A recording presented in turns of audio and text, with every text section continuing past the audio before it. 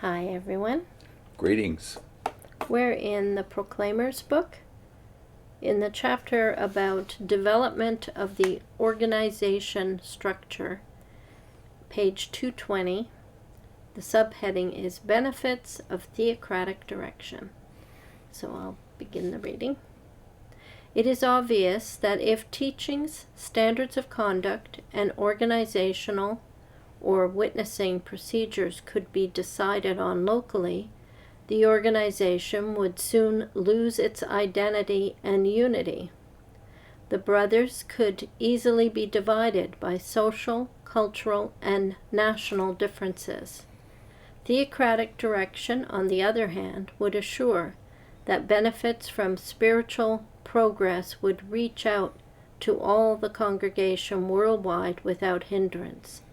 There would thus come to exist the genuine unity that Jesus prayed would prevail among his true followers, and the evangelizing work that he commanded could be fully accomplished.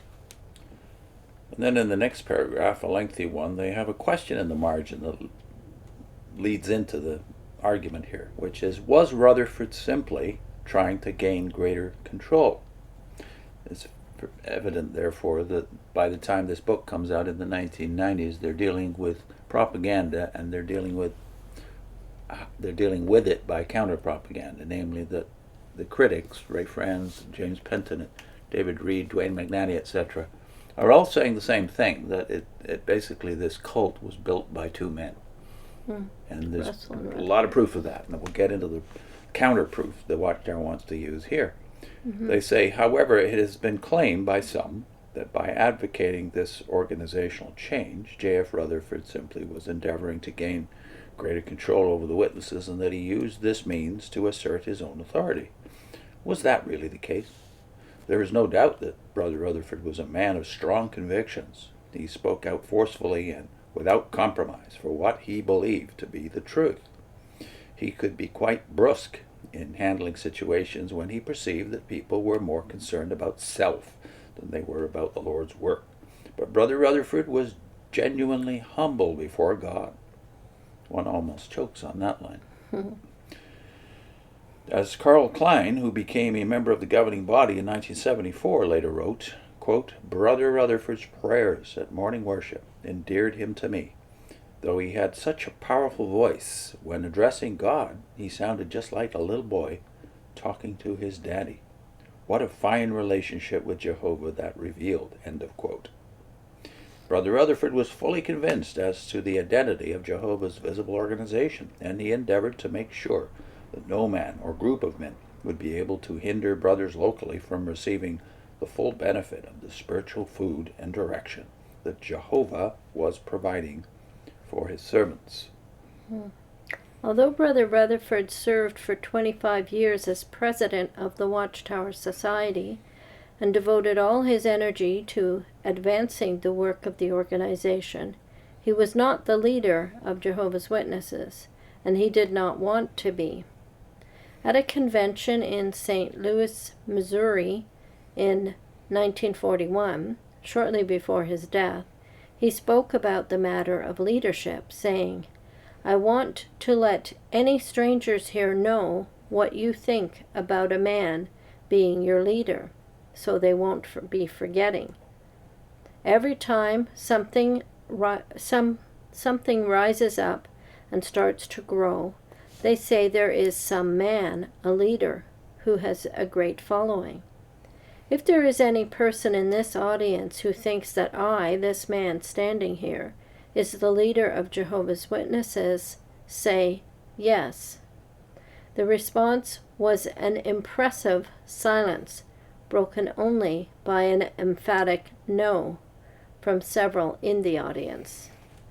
The speaker continued, If you who are here believe that I am just one of the servants of the Lord, and we are working shoulder to shoulder in unity, serving God and serving Christ, say yes. In unison, the assembly roared out a decisive yes. The following month, an audience in England responded in exactly the same way. What can one say? Well, you know what I noticed this time reading it, because we'd already read it to prepare, but this time, that first sentence, there's a real problem here. It is obvious that if teachings, standards of conduct, and organizational or witnessing procedures could be decided on locally, the organization would soon lose its identity and unity. How did Christianity survive all those years with nobody doubting what it was, You mean who it was following? You mean 18 centuries without Rutherford? Yeah. Yeah, good question. Because they were united under Christ. And united in the gospel. But, of course, Yeah. you never mean unity, do you? You mean uniformity. Yeah. This stuff about national identity, etc. Well, yeah, the churches soon showed marks of what you would call diversity. You might call it diversity. You would probably call it disunity, though. You wouldn't even call it diversity. Diversity has become a good word again in the last generation or two. But for you, that's something to be crushed, and Rutherford is the man to do it. And organizational structure, that is a man-made thing, needs a lot of structure. It needs a lot of rules and regulations, and this can be done and this can't, and we all have to be doing exactly the same thing. We call it But conformity. Christianity was not like that. No. They were united in Christ, and so there was no problem with being split up because of social, cultural, and national differences. You can be a Christian and live in another part of the world, and it doesn't matter. You're Christian. You're following Christ. The fact that they tie all this to the answer of a prayer, which was uttered 19 centuries ago, that is close to 20 centuries ago, really. And the prayer is John 17. Now, you do reference that frequently in the publications, but what you're in fact saying, therefore, is that Christ's prayer was not answered until you came along, because Christianity did not exhibit uniformity, even in the beginning. So you get the evidence of that if you just read, let's say, Corinthians, where you have, even within the Corinthian community, you have people saying, I belong to Apollos, to Cephas, to Paul, to Christ. You have a division, which is not desirable if it becomes division, but diversity, i.e. preferencing one teacher above another. That's very normal. But they were counseled against following. But not following men. Yeah, not following men. Putting a loyalty to just one of them. So apparently Christ's prayer was not answered at all for 18 centuries, or it was answered in a way that you do not like, which is diversity. Yeah. And that's exactly what I think now. I didn't think it then. I have to admit, I agreed with their reasoning here that, well, that's not desirable. If we can get uniformity, surely that would be better than diversity. But not so, because diversity actually creates a dynamic of accountability, whereas uniformity imposed does not. Yeah. Think of a family. Every member of the family has differences. They're not forced to all dress alike, talk alike, have the same interests, same hobbies.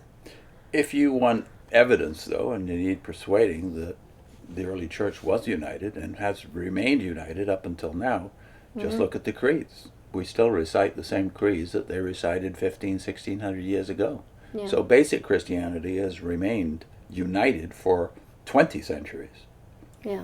And you, of course, don't appreciate the difference between unity and uniformity. And but this stuff about Rutherford being genuinely humble before God, and Karl Klein's little personal anecdote here about Rutherford talking to God as if he was talking to his daddy. Well, what are the words that came out of Rutherford's mouth in the books? I mean, he signed every one of those books, not just the books, between 1925 They were all and 1941 and 42, when the New World comes out after he dies.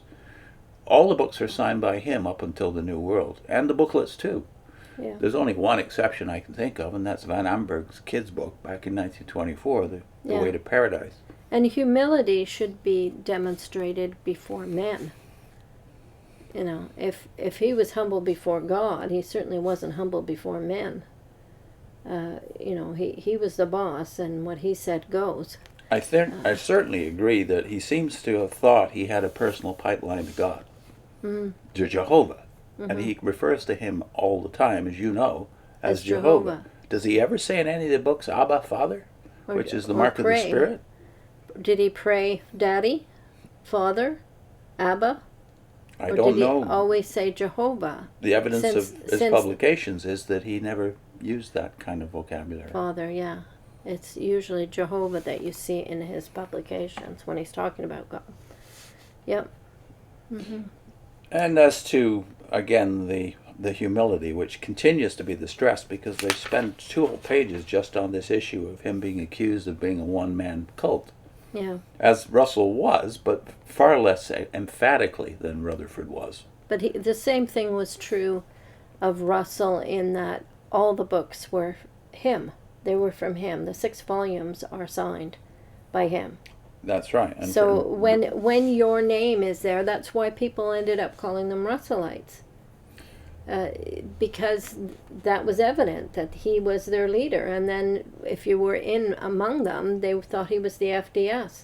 All the magazines were not written by Rutherford or by Russell when he was still alive. That's true. A lot of articles were written by others, especially in the early period.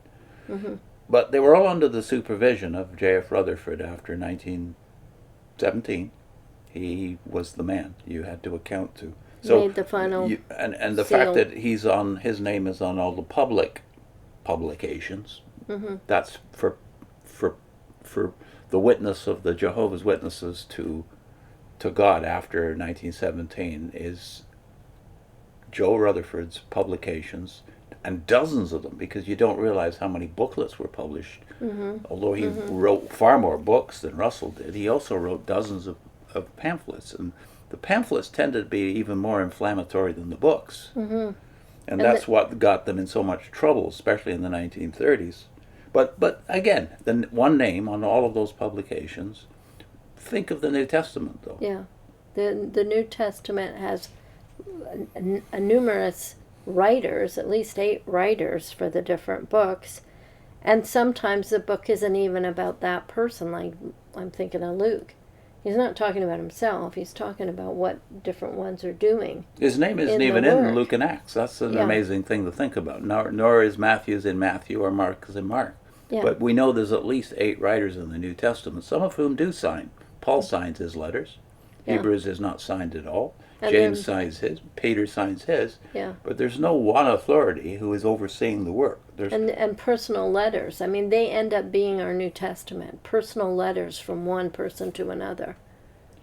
But this diversity in the early church is very marked. And like I said about the 4 parties even in Corinth. So if you can extrapolate from the 4 parties that were there in Corinth at the beginning of the church, think about the hundreds of churches that have been planted in the 1st century.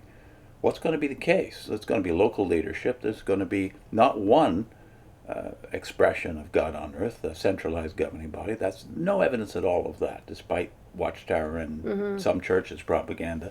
There's no evidence at all of that. But there is a lot of evidence of diversity. How could there not be diversity where the gospel is what counts? It's not what you do with the gospel, and it's not even theology that finally anchors the church and makes it unified. It is the gospel that they hold in the centrality of Christ. Mm-hmm. And that's, of course, since 1931 at least, that's not been the case in the Watchtower world, has it?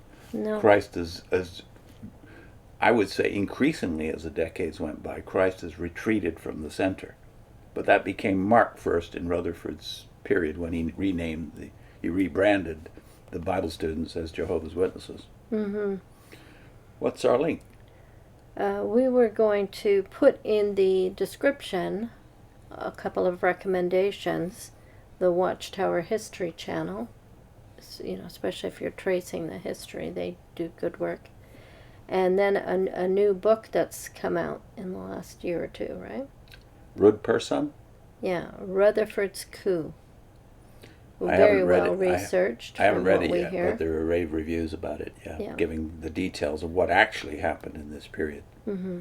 And then we'll put on the link the first one of the videos of Schnell, because you go through his material. Yeah, why is William Schnell valuable? Because he's the only one who was there during the period, governing body idea. Yeah. Before the governing body idea, there was Rutherford in the 1920s and 30s. He was in Germany when Rutherford really put his mark on the organization. He was also in Brooklyn when Nora and Franz had taken over.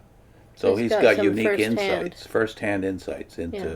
what was really going on during this very period. And then we'll put the playlist on of different people's testimonies of their time in the Watchtower. Yeah, That one has a lot of videos in it. over 200 now, including Schnell's. See you next time.